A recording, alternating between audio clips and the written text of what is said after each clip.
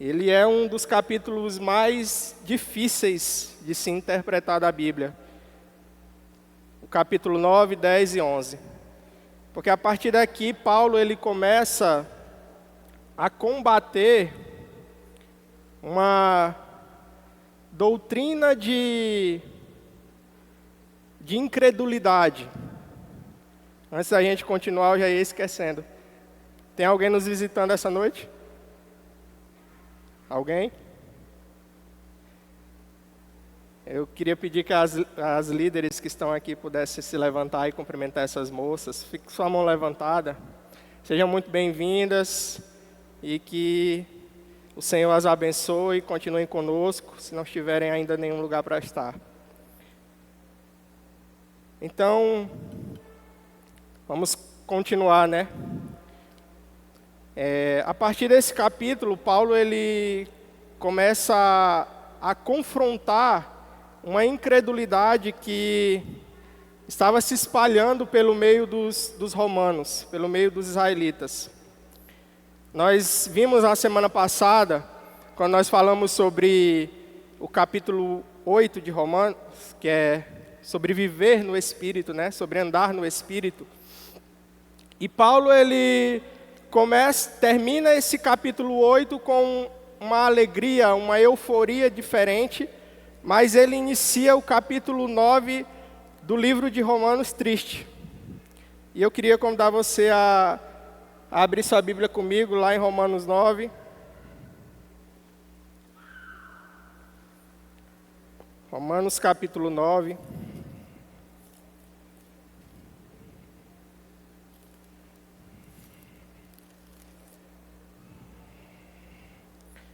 Nós vamos dar uma passeada por esses capítulos, por esse capítulo, né? Por os versículos, alguns versículos. Então vamos lá, Romanos capítulo 9, a partir do verso 1. Primeiramente nós vamos ler do verso 1 ao verso 5. Diz assim: Eu digo a verdade em Cristo, eu não minto. A minha consciência também me dá testemunho no Espírito Santo, que eu tenho grande pesar e contínua tristeza no meu coração, porque eu mesmo desejava ser amaldiçoado de Cristo por meus irmãos, meus parentes segundo a carne, que são israelitas, aos quais pertence a adoção e a glória, e os pactos, e a entrega da lei, e o serviço de Deus, e as promessas, dos quais são os pais, e dos quais, segundo a carne, veio Cristo, que é sobre todos, Deus bendito para sempre. Amém. Curva sua cabeça no seu lugar, vamos orar mais uma vez. Senhor Jesus, nós te agradecemos pela palavra do Senhor, que é viva, que é eficaz, e nós oramos para que nessa noite o Senhor possa abrir a nossa mente, abrir o nosso coração. Traz entendimento, traz discernimento, traz revelação daquilo que é a vontade do Senhor. Em nome de Jesus, traz graça sobre a minha vida. Senhor Jesus, coloca as palavras certas na minha boca. Em nome de Jesus. Amém.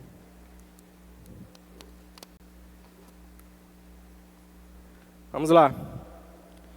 Como eu tinha falado, Paulo ele começa nesse capítulo 9 expressando uma tristeza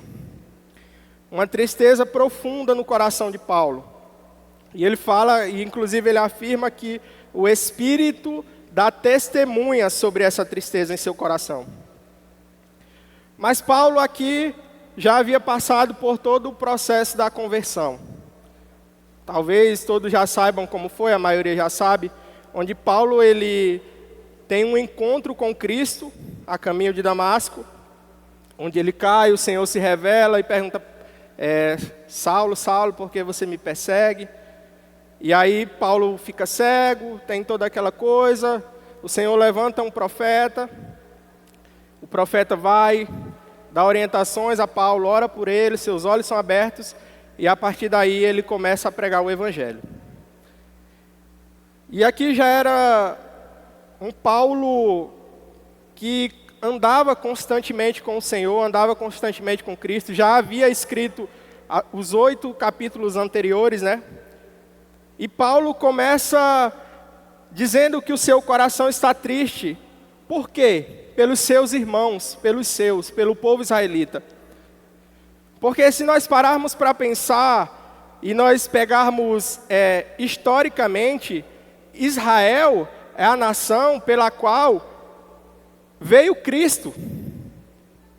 Cristo veio da nação de Israel, porque ele veio em carne. Então a nação de Israel, ela tinha diversas promessas em Deus. Em diversos momentos nós vamos ver a Bíblia dizendo que eles são a nação eleita, né? A nação de Israel, nós em diversos momentos vamos ver a Bíblia afirmando isso, que aqueles que se levantarem contra eles cairão e tudo mais. Foi dessa nação que veio o Cristo. Ou seja, querendo ou não, era uma nação privilegiada. E eu não estou dizendo aqui que a promessa de Deus se resume apenas ao povo de Israel. Nós vamos entender isso. E nem que eles são os queridinhos do Senhor, nem nada do tipo. Mas era um povo, sim, que tinha as promessas. E Paulo, também um israelita, sabia disso. E Paulo amava o povo de Israel. E por amar, o seu coração estava entristecido. Vamos fazer mais ou menos vou tentar fazer uma pequena analogia para que fique um pouco mais claro isso, né? É como se você tivesse, sei lá, um parente, um irmão, uma mãe, um pai, e por algum motivo que você não conhecia, esse seu parente, ele estava numa situação de rua, estava numa situação, se encontrava enfermo, se encontrava doente, não tinha onde morar, não tinha o que comer. Mas aí existe uma grande notícia. E a notícia é: esse seu parente tem uma grande herança para receber. Uma herança que mudaria a vida dessa pessoa por completo. E ela diz assim: não, eu não quero não. Eu prefiro continuar vivendo onde eu estou. E trazendo esse paralelo para cá, é mais ou menos isso. Israel era o povo eleito, Israel tinha uma promessa, mas eles escolheram rejeitar essa promessa. Alguns israelitas estavam batendo de frente com Paulo: nós não precisamos desse Cristo.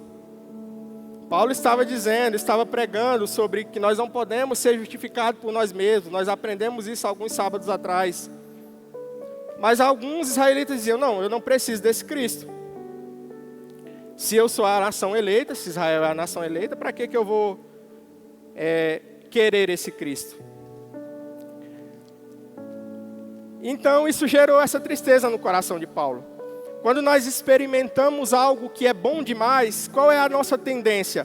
É contar ao outro, principalmente aqueles que nós amamos. Se nós achamos uma comida boa demais, nós queremos que o outro prove.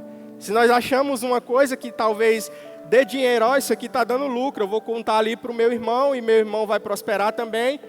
Ou seja, nós queremos espalhar. E Paulo aqui havia recebido uma experiência que marcou a sua vida. Paulo aqui havia recebido o Cristo, que trouxe uma mudança completamente de perseguidor de cristãos a um homem que agora pregava e dedicava toda a sua vida ao Evangelho de Cristo. Então isso não podia ser contido só para ele. Ele precisava que isso fosse passado à frente, principalmente com os seus, com aqueles que ele amava. Mas muitos da nação rejeitavam. E aí esse texto na Bíblia, ele me pega. Lá no versículo 3, quando Paulo fala assim: eu desejaria ser amaldiçoado.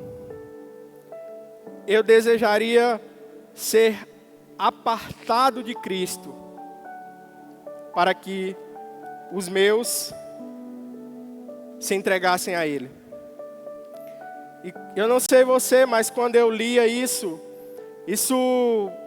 mexe dentro de mim, mexe no meu coração.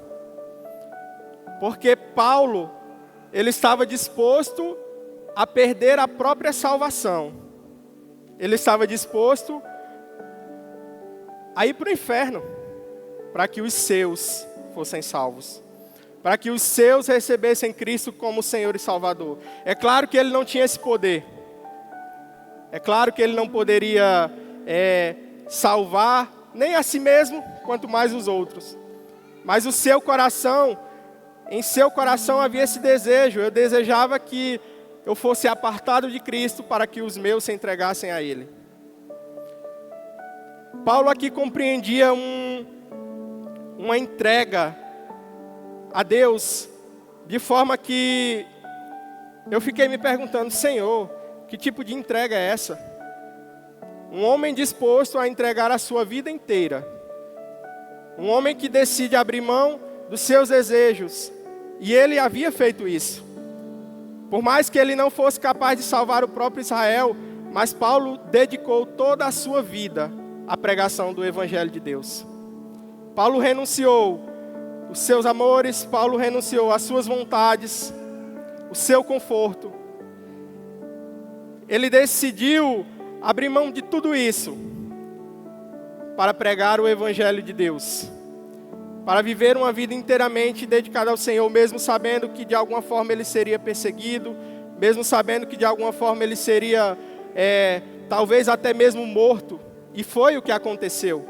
Paulo, ele dedica a sua vida inteira até o momento da sua morte a Cristo. Isso gerou uma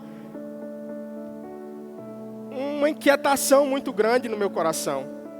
Porque sabe, meus irmãos, esse é o nível de amor que nós precisamos ter pelos perdidos. Sabe, a dor do outro, o fato do meu irmão estar lá, está sofrendo, está perdido. O fato do meu irmão, talvez, por mais que ele não seja por uma vontade própria, mas porque o diabo talvez tenha cegado o seu entendimento. Porque o inimigo, ele faz isso. O inimigo, ele cega muitas vezes o nosso entendimento para aquilo que ele sabe que muitas vezes nos traria salvação. E sabe, eu preciso me compadecer. O meu coração precisa olhar para aquele que está perdido e sentir a dor dele. E desejar que ele esteja aqui caminhando comigo. E desejar tê-lo ao meu lado. Porque o Deus que nós servimos é grande demais. Sabe, o Deus que nós servimos, Ele é poderoso demais. Aquilo que nós encontramos que de alguma forma mudou a nossa vida, precisa mudar a vida do outro também. E nós temos essa responsabilidade. E Paulo entendeu essa responsabilidade, ao ponto de dedicar a sua vida inteira a Cristo. Mesmo independente das dificuldades que ele passaria ao longo do caminho.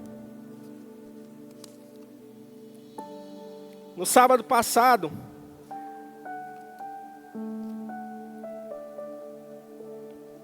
eu tive uma experiência com o Senhor que ela se encaixa nisso. Eu lembro que eu cheguei aqui e eu estava triste com algumas coisas, porque nós temos essa tendência, né? Quando muitas vezes as coisas elas fogem do nosso controle, às vezes a gente quer se desesperar, quer ficar preocupado. E eu lembro que eu cheguei triste com algumas coisas que não estavam de acordo com o que eu desejava. E o Senhor me levou lá para o fundo da igreja. E eu lembro que durante o louvor tocou aquela canção, Me Envolva na Tua História, né? Minha Vida para a Tua Glória. Até comentei com o Meice, eu falei, cara, essa canção ela mexe muito comigo. Me envolva na Tua história, minha vida é para a Tua glória.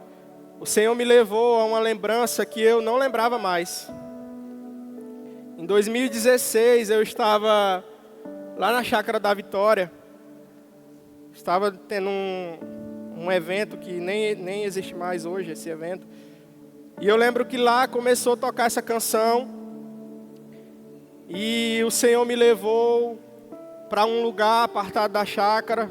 O Senhor me fez sair, eu passei da muretinha. E eu lembro que eu ajoelhei e eu comecei a declarar isso. Senhor, me envolva na Tua história, minha vida é para a Tua glória. Senhor, tudo que eu tenho, tudo que eu sou, independente do que aconteça, independente do que eu passe. E eu lembro que na época eu tinha 16 anos. Era 2016, eu tinha 16 anos de idade. Era solteiro, ainda não tinha casado. E eu comecei a falar isso para o Senhor: Senhor, me envolva na tua história, minha vida é para a tua glória. E quando chegamos nesse sábado passado, o Senhor me lembrou isso. O Senhor me lembrou e Ele disse assim: 10 anos se passaram de lá para cá. Algumas coisas que eu desejava, eu já conquistei. Outras, ainda não. Algumas parecem estar mais perto, outras parecem estar mais distantes. E eu lembro que isso queimou dentro do meu coração e eu comecei a dizer: Senhor, mas mesmo assim, me envolva na tua história, porque a minha vida é para a tua glória. Sabe? Isso trouxe no meu coração, eu ainda nem sabia que eu ia pregar hoje, eu nem tinha estudado sobre essa palavra, mas isso trouxe no meu coração esse sentimento: Senhor Jesus, é tudo para o Senhor, é por causa do Senhor, porque o Senhor é merecedor, porque o Senhor é digno, porque o Senhor é poderoso. Não importa se eu conquistei aquilo que eu queria, ou se eu ainda não conquistei, não importa se um dia eu vou chegar lá, ou se não, o que importa é, a minha vida precisa ser vivida para a glória do Senhor. Se é por meio da pregação do Evangelho, que seja. Se é por meio da santificação, que assim seja. Se a forma de viver a vida para o Senhor muitas vezes me fizer ter que me abster de algumas outras coisas, que assim seja. Porque não há outro motivo e nenhuma outra resposta que nós podemos dar quando estamos diante desse Deus. E o Senhor colocou uma pergunta no meu coração e eu comecei a pensar: e se hoje eu soubesse que nenhum dos meus sonhos se realizaria, eu ainda permaneceria? E eu falei para o Senhor, Senhor, eu não te abandonaria. E sabe, o que é que isso tem a ver? Esse é o sentimento que Paulo sentia nessa hora. O seu coração entendia isso: a minha vida é vivida para a glória de Deus. Tudo que eu tenho, tudo que eu sou, tudo que eu estou fazendo, tudo que eu vou fazer, precisa ser para a glória de Deus. E por isso existia nele esse sentimento, sabe? Eu desejaria perder a minha própria vida para que os meus fossem alcançados. É claro que quem convence é o Espírito. Mas nós precisamos ter esse nível de entrega, esse nível de amor. E isso me lembrou o apelo de muitos outros homens à Bíblia também. Quando nós olhamos para a Bíblia, nós vemos esse exemplo se repetir algumas vezes, sabe? Nós vemos esse exemplo aqui com Paulo. Se nós voltarmos um pouco mais, nós vamos ver Judá, quando eles reencontram José, o seu irmão, e José diz assim, tem toda aquela história, depois você vai ler lá. E aí Benjamim precisa ficar, e os outros podem ir. E Judá se põe em intercessão pelo irmão e diz assim: não faça isso. Liberta meu irmão e me deixa aqui. Outro exemplo é o próprio Davi, em meio à perseguição, ele sendo perseguido pelo seu próprio filho Absalão. E ele diz: ó meu filho Absalão. Ele intercede por seu filho. O próprio Moisés, quando ele está diante de Deus, e Deus fala assim: olha, eu vou matar esse povo, Moisés, porque esse povo é rebelde, vou fazer de você uma grande nação. Então Moisés diz assim: Senhor, se o Senhor matar esse povo, risca meu nome do teu livro. Homens que se colocaram na brecha, homens que entenderam que precisavam viver toda uma vida dedicada ao Senhor, que a sua vida longe de Cristo não fazia mais sentido, que a sua vida longe dos propósitos, longe das caminhadas não fazia mais sentido. E eu sei, meus irmãos, eu sei que a teoria, ela costuma ser mais forte do que a prática, porque o nosso coração, ele é enganoso. E muitas vezes é difícil abrir mão do nosso conforto, é difícil abrir mão das nossas vontades para estar no centro da vontade de Deus. Talvez se muitos de nós fôssemos colocados para ir para a Inglaterra, iríamos de bom grado, mas talvez se muitos de nós fôssemos levados a ir para um povoado desconhecido, longe, onde talvez nem água tem direito, muitos de nós diríamos: opa, Senhor, peraí, nós somos o cristão da nação? Ou nós somos aqueles que estão dispostos a entregar a sua vida e espalhar o Evangelho aonde quer que seja, aonde quer que nós possamos ir. Mas, continuando, há um paralelo aqui. Todos esses homens, eles intercederam pelos seus. Porque eles entenderam isso, que a sua vida precisava ser vivida para Deus. Olha a canção que nós cantamos no louvor. A Sulane começou a cantar essa canção e ela mexe comigo porque ela diz assim, vem vencer o meu coração. Sabe? E nós precisamos dizer isso todos os dias. Senhor, vence o nosso coração. Vence as nossas vontades. Nós precisamos parar de lutar contra o próprio Deus. Se o Senhor nos mandar ir, nós precisamos ir, porque esse amor por Ele e pelas pessoas precisa existir no nosso coração. Mas continuando, qual é a relação aqui? Paulo, ele começa a explicar. E isso nos faz entender. Todos esses homens desejaram morrer para que os seus fossem salvos. Mas apenas um realmente o fez, que foi Cristo Jesus. E aqui Paulo começa a revelar a soberania de Deus. Todos esses homens desejaram, todos esses homens anseiaram que o seu povo, que a sua nação fosse salva. Mas somente Cristo Jesus morreu na cruz, para que nós fôssemos salvos, para que realmente nós pudéssemos conquistar essa salvação. E aqui se encontra a soberania de Deus, sabe? O ato da cruz, ela não é um ato de um Deus carente que precisava de nós, sabe? O ato da cruz, eu estou sozinho, vou criar a criatura. Não, o Senhor, Ele é autossuficiente em si mesmo, Ele é poderoso em si mesmo. O ato da cruz, Ele é um ato de amor. Ele é um ato de um Deus soberano que escolheu nos salvar, que escolheu nos justificar, embora nós não merecêssemos, embora nós não sejamos dignos. Um grande homem de Deus, ele diz assim: quando todos merecem a morte, é um milagre de pura graça que alguns recebam a vida. Você entende isso? Todos pecamos. No próprio livro de Romanos vai dizer isso, todos pecamos. Nenhum de nós éramos capazes de salvar a nós mesmos. Nós só poderíamos ser salvos por alguém que era maior, mais poderoso do que nós, que é o nosso Deus, que é soberano. E Ele resolve se entregar por amor às nossas vidas. Vocês estão me compreendendo? Ou está difícil? Vai dar certo. Vamos continuar. Romanos 9, você que está acompanhando aí comigo, vamos ler do versículo 6 ao 13. Diz assim: não, porém, que a palavra de Deus tenha perdido o seu efeito, porque nem todos os que são de Israel são israelitas, nem por serem a semente de Abraão são todos filhos. Atente para isso. Mas em Isaque será chamada a tua semente. Isto é, os que são filhos da carne, estes não são filhos de Deus, mas os filhos da promessa são considerados como semente. Porque esta é a palavra da promessa: por este tempo eu virei e Sara terá um filho.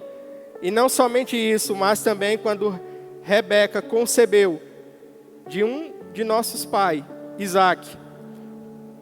Porque não tendo os filhos ainda nascido, nem tendo feito algo bom ou mal, para que o propósito de Deus pudesse permanecer segundo a eleição, não por obras, mas por aquele que chama.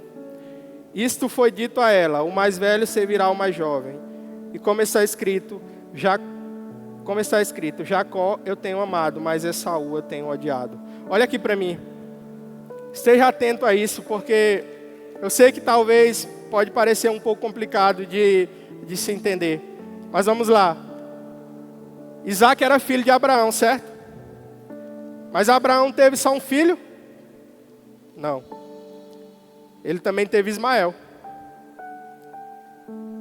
Isaque e Ismael nasceram de Abraão, mas a promessa se cumpriu em Isaque e não em Ismael. Apenas em Isaac. Aí você pode dizer assim, mas é porque Isaac não era filho de Sara. Tá bom, então vamos lá. Isaac também tem 2 filhos e eles são gêmeos e os 2 são filhos de Rebeca. Certo? Mas os 2 foram escolhidos e aceitos por Deus?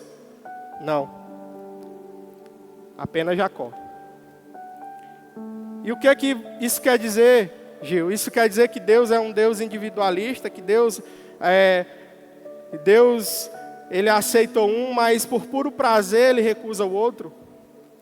Não. Sabe o que é que Paulo está dizendo aqui? Paulo está dizendo assim, o fato de vocês, todos, serem a nação de Israel, não lhes garante a salvação. Porque somente em Cristo o homem pode ser salvo e justificado. E se nós trouxermos isso para nós, irmãos, o fato de nós estarmos aqui todos os dias, o fato de nós estarmos em um mesmo corpo, sabe? Não garante que nós sejamos filhos da promessa. Nós podemos servir anos e anos em uma igreja, mas onde está o nosso coração? Será que o nosso coração está no serviço? E se esse serviço for tirado de nós, o que restará? Será que o nosso coração está nas coisas que o Senhor pode me dar? E se o Senhor decidir não me dar nada, o meu coração permanecerá nele? Então o serviço não basta. Nós precisamos conhecer ao Deus que nós servimos. Conhecer, e quando nós conhecemos esse Deus, nós nos tornamos como esses homens, a ponto de clamar, Senhor Jesus, a minha vida é para a tua glória. Porque diante de um Deus que é grande, soberano e poderoso, não existe espaço para o meu egoísmo. Eu vou até aqui, mas aonde o meu conforto acaba, eu volto. Não. Diante de um Deus que entregou tudo, nós precisamos nos dar totalmente. Diante de um Deus que não poupou medidas, nós não podemos poupar medidas. Se é para ir, precisamos ir. Se precisamos fazer, se o Senhor nos manda fazer, temos que fazer. Sabe? E eu sei que é muito difícil. É muito difícil, às vezes, abrir mão do que eu quero, da minha vontade. Mas em Cristo existe uma recompensa. E essa recompensa, ela não é daqui. Sabe qual é a nossa maior recompensa? É saber que somos salvos e justificados por Deus. Que somos salvos em Cristo e que um dia Ele virá e nos levará para Ele mesmo. Cristo, Ele não quer apenas as nossas mãos e nem o nosso corpo, mas Ele quer tudo. Sabe? O Senhor Jesus, Ele não é um açougueiro. Eu vou entregar aqui a minha mão. Eu vou entregar as minhas pernas. Não, o Senhor quer tudo. O Senhor quer de nós o nosso coração. O Senhor quer de nós a nossa mente completamente rendida e entregue a Ele. E eu não sei você, mas isso mexeu muito com o meu coração esses dias. Eu no trabalho e eu lembrava disso e eu dizia, Senhor, eu não sei como vai ser, eu não sei como eu vou fazer, mas eu me movimentarei. Mas eu estarei atento à voz do Senhor. Vamos continuar. Vamos continuar lendo a partir do versículo 14. Vamos ler do 14 ao 18. A Bíblia vai dizer assim: o que diremos então? Há em Deus injustiça? Se for, de forma alguma. Porque ele diz a Moisés, eu terei misericórdia de quem eu tiver misericórdia, e eu terei compaixão de quem eu tiver compaixão.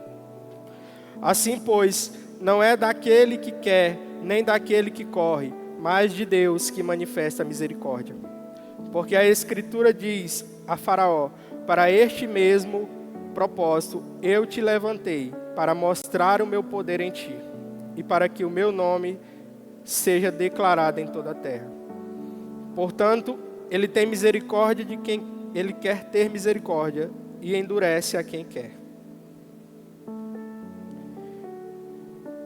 E sabe, aqui Paulo está começando a rebater uma pergunta que se espalhava por aquele meio. Então quer dizer que receber a salvação de Deus ou ser condenado é Deus quem escolhe? Então o Senhor escolhe me condenar? O Senhor escolhe endurecer o meu coração? Não. Sabe? Quando o homem se perde, ele se perde por escolha de si próprio. Mas quando o homem é salvo, ele é salvo por escolha de Cristo. Sabe?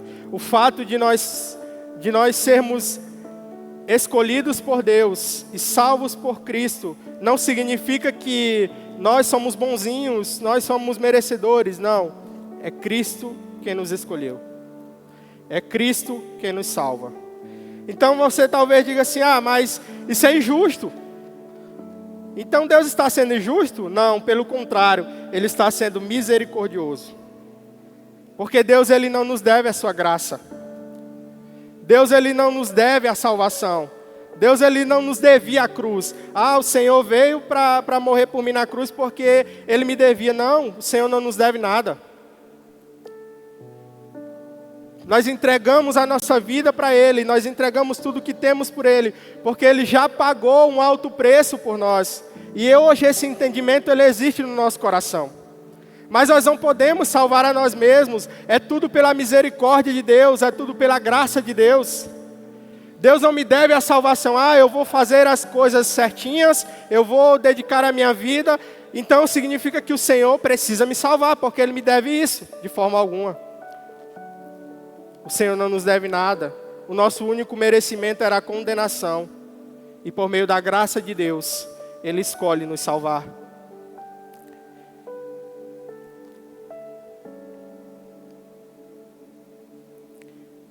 O espanto aqui, meus irmãos, não é um Deus condenar o homem ao pecado, mas é Ele salvar algum de nós. Porque quando nós olhamos muitas vezes para nós mesmos, quando eu olho para mim mesmo, o que há de bom em mim para que o Senhor me escolha, para que o Senhor nos escolha? O que há de bom em mim para que o Senhor decida nos salvar? Todos pecamos, todos merecíamos a condenação, mas o Senhor escolheu a mim e a você. O Senhor nos escolheu para nos entregar o seu reino de vida, o seu reino de salvação. Um Deus soberano que não depende do que eu faço, pois Ele é dono de todo o poder, Ele é dono de toda a glória, mas Ele escolhe salvar a mim e a você.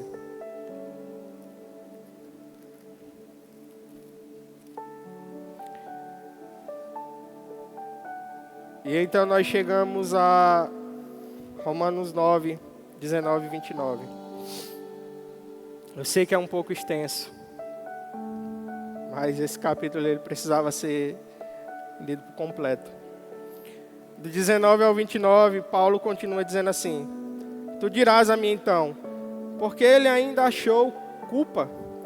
Pois quem tem resistido à sua vontade? Mas, ó homem, quem és tu?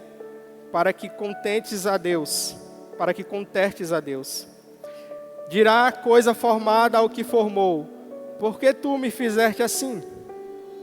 Não tem o oleiro poder sobre o barro, para da mesma massa fazer um vaso para honra e outro para desonra? E se Deus, disposto a demonstrar a sua ira e dar a conhecer o seu poder, suportou com muita paciência os vasos da ira, preparados para a destruição, para que ele também desse a conhecer as riquezas da sua glória, nos vasos de misericórdia, que antes ele já preparou. Até nós, a quem ele chamou, não só dentre os judeus, mas também dentre os gentios. Assim como ele também diz em Oséias: eu chamarei meu povo, os quais não eram meu povo, e amada a que não era amada. E acontecerá que no lugar em que lhes foi dito: vós sois meu povo, ali serão chamados filhos do Deus vivo. vós não sois meu povo, ali serão chamados filhos do Deus vivo. Isaías também clamava acerca de Israel: ainda que o número dos filhos de Israel seja como a areia do mar, o remanescente será salvo, porque ele concluirá a obra e abreviará a injustiça, porque o Senhor fará breve a obra sobre a terra. E como Isaías disse antes, se o Senhor não nos tivesse deixado semente, teríamos nós tomado como Sodoma e teríamos sido feitos semelhante a Gomorra. Esses versículos finais do livro de Romanos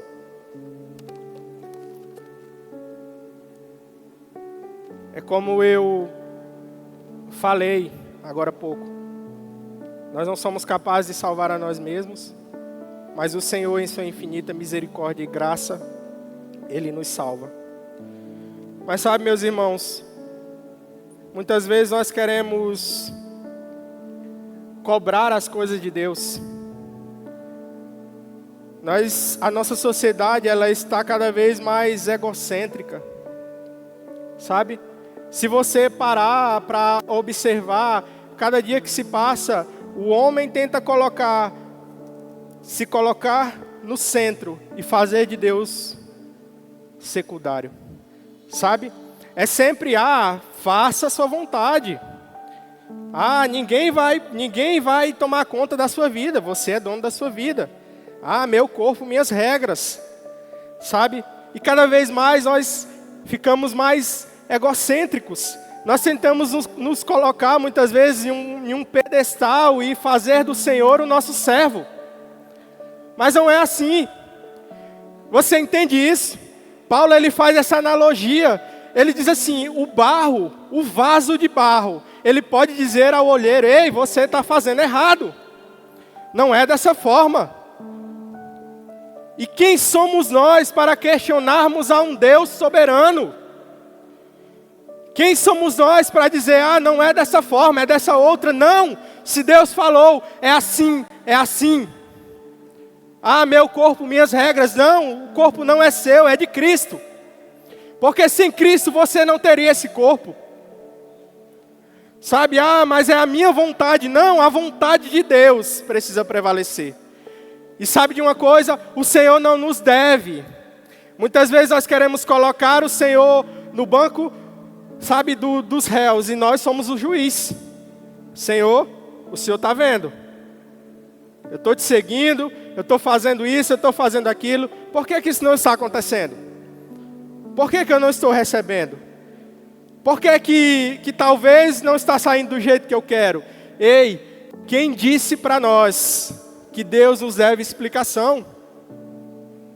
Quem disse para nós que o Senhor precisa me explicar alguma coisa? Sabe? E eu não estou falando aqui de um Deus ruim, está pregando uma visão de um Deus que não se importa. Não, pelo contrário, Ele nos ama, Ele se importa conosco, e tudo que o Senhor faz é sim, porque Ele sabe o que é melhor para nós. Deus sabe o que é melhor para você, melhor do que você mesmo. Deus sabe o que é melhor para mim, melhor do que eu mesmo. E algumas coisas o Senhor vai fazer e nós não vamos entender, mas Deus não precisa me explicar porque Ele está fazendo. E é isso que Paulo está tentando deixar claro aqui. Ei, o homem precisa parar de olhar para si mesmo e olhar para o Cristo crucificado na cruz. O Cristo ressurreto. Sabe, quando nós lemos a Bíblia, nós vemos diversas e diversas histórias de um Deus que é poderoso, que é soberano. Um Deus que abre os mares. Quantos mares nós já abrimos? Para queremos questionar a Deus. Um Deus que morreu numa cruz. Quanto de nós suportaríamos o peso de uma cruz? Somente Ele é digno, somente Ele é poderoso. Então quem somos nós para questionar esse Deus? Todas as vezes que nós nos pegarmos pensando isso, Senhor, por que não está acontecendo? Pare com isso. Cristo nos chama para viver uma vida inteiramente dedicada a Ele. E aquilo que o Senhor tem para nos entregar, Ele nos entregará. E se não nos entregar, está tudo bem. Porque Ele não nos deve. E é isso que Paulo está tentando dizer aos seus irmãos aqui nesse livro, nesse capítulo 9 de Romanos. Olha, vocês têm a salvação de graça. Onde estão vocês? O que estão fazendo? Parem de lutar contra Deus. Isaías 9:6. Se puder projetar para mim Isaías 9:6.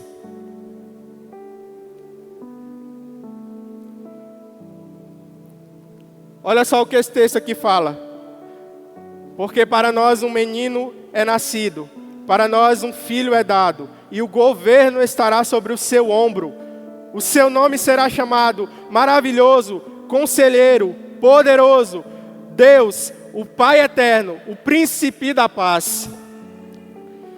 Olha diante do Deus que nós estamos. Nós estamos de um Deus que é poderoso. Somente o Senhor pode trazer paz, porque através da cruz, Cristo Jesus, Ele nos reconecta com Deus. Agora existe paz entre o homem caído e o Deus soberano. Nós estamos falando aqui sobre o Príncipe da Paz. Nós estamos falando sobre um Deus que é eterno. Ele é Pai de toda a eternidade. Só existe uma eternidade porque existe um Deus eterno. Sabe de uma coisa? Nós precisamos entender isso. É por causa do Senhor, é por Ele que nós estamos aqui. É por Ele que nós nos santificamos todos os dias. É por Ele que nós renunciamos à nossa vida. Não é por aquilo que eu posso receber. A minha vida, ela só tem valor em Cristo. Sabe? E o Senhor, Ele martelou muito isso no meu coração essa semana. Somente em Cristo há salvação, somente em Cristo há valor.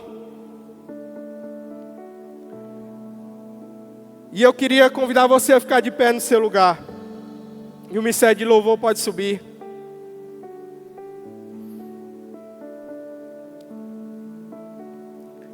Sabe, nós ouvimos muito esses dias sobre a justificação, sobre sermos justificados apenas por Deus.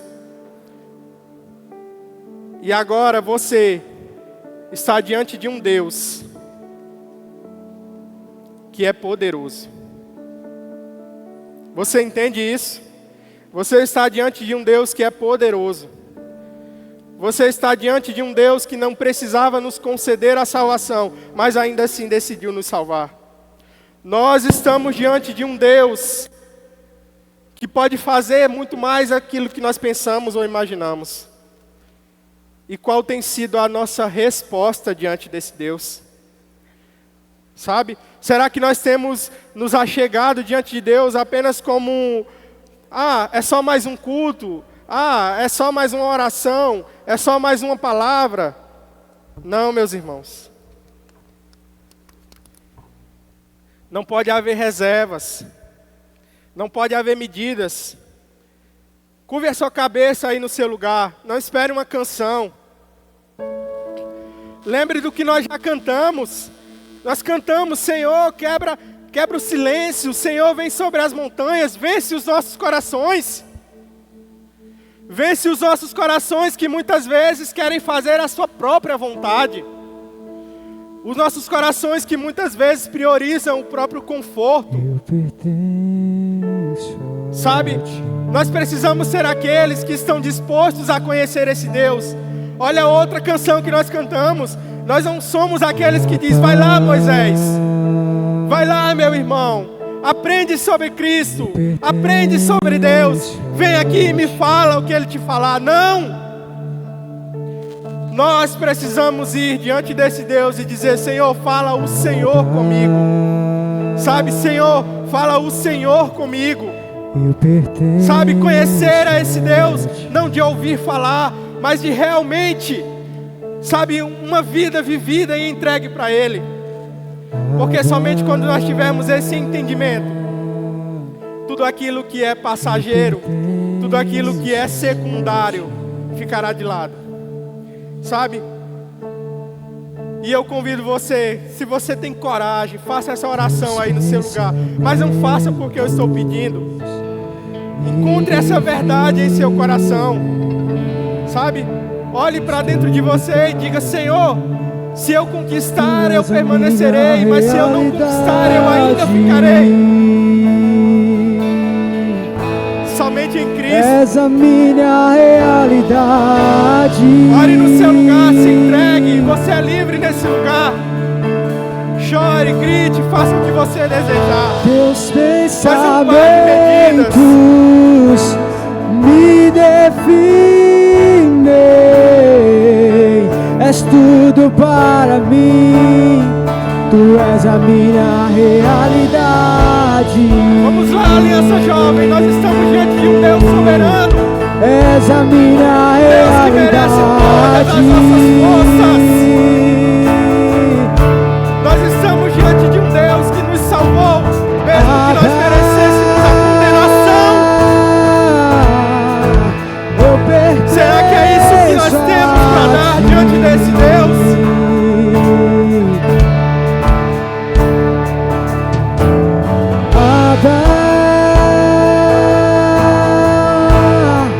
Eu pertenço a ti, és tudo para mim, tu és a minha realidade.